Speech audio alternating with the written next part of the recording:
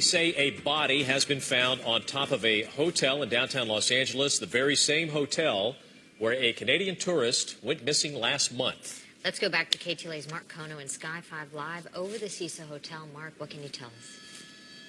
You know, apparently this call came out just a little over an hour ago as a body, as a rescue in one of these water tanks on top of the Cecil Hotel here in downtown. Now, this is the east side of downtown, 640 South Main Street, between 6th and 7th. Now, as the fire department came on scene, evaluating the situation, the body apparently deceased, and now this has now this is moving forward as a body recovery. Now, no confirmation whether or not this indeed is the body of missing tourist Elisa Lam, who was missing out of the Vancouver area and was a tourist here in L.A. just in late January, but investigators are on scene and they are going to be covering that angle. We do see robbery homicide detectives from the LAPD as well as fire department personnel on top of the roof there.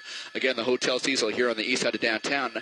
The tank that they are focusing their attention on is that tank where you see that firefighter kind of peering through the open hatch there, and that is the tank where the body is located there, floating upside down apparently, or floating face up, facing that tank there. Now, again, this is all happening in downtown. We will stay overhead and bring you the very latest. In the meantime, guys, I'm going to send it back down to you. Okay, thank you very much, Mark. Okay, I do remember this. Remember this story? It was actually 2 weeks ago tomorrow morning.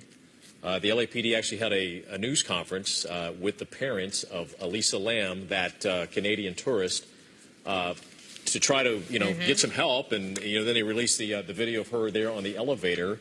And then that night, the Christopher Dorner story broke, that the Irvine police was looking for him, and that's been the focus of most of the news coverage everywhere for the past 2 weeks. And now they've found the body on the telephone, or found a body maybe in that water tank. Joining us on the telephone from the LA Times is Andrew Blankstein, who we talked a lot during the Christopher Dorner case. Andrew, you've also been following this case, we understand? Yes, good afternoon. Here's what we know. That Miss Lam's body was apparently found this morning in a water tank above this one floor, actually, on the roof of the Cecil Hotel. It's being treated as a crime scene at this point, but we don't know if it's a result of foul play or something else. But certainly the LAPD is treating it that way. And Andrew, what can you tell us about the details leading up to the last time she was seen? Because we're hearing January 31st in the lobby of this particular hotel, and when you think they would search this place from top to bottom. But what other details do you know about that night?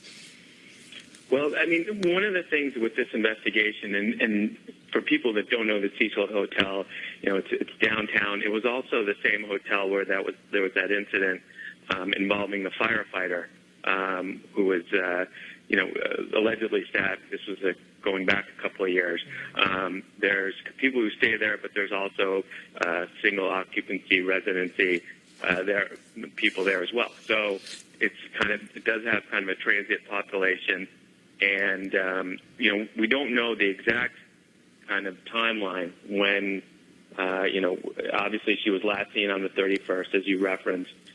But in terms of what they interviewed people, canvassed the area, showing pictures of her, trying to get anybody who had remembered seeing her or knew of her whereabouts to come forward, and were unsuccessful. And as you referenced, Glenn, I mean, the Dorner coverage has basically eclipsed that until today.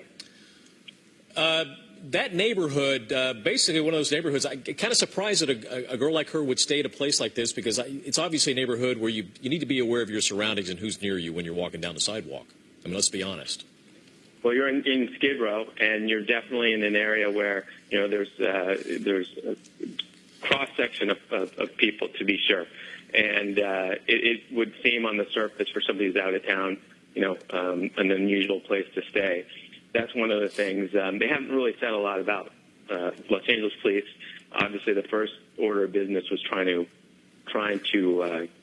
get somebody to come forward to say, yes, I saw her, and find her. But now that this has obviously changed the nature of this investigation, and so what happens next, I think we'll hear a lot more about what happened and what they think, and about her background as well, in the hopes that somebody who might have seen somebody there will come forward.